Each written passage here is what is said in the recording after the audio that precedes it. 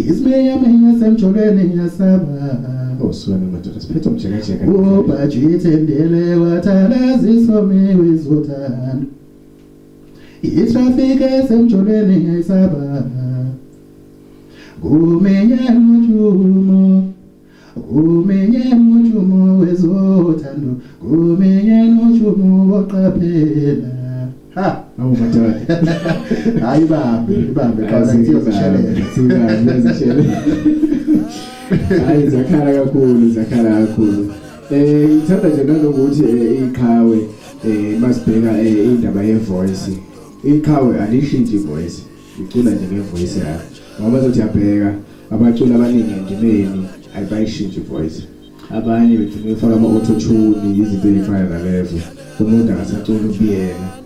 Usefake ivoice. Kunjalo qala kithi yabona ivoice mina engikhuluma ngayo. Yeah.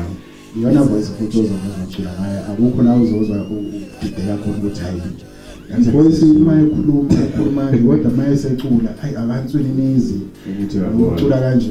Ivoice engikhuluma ngayo mfowethu iyafana nengicula ngayo. Yeah. Ngize ngibize original voice.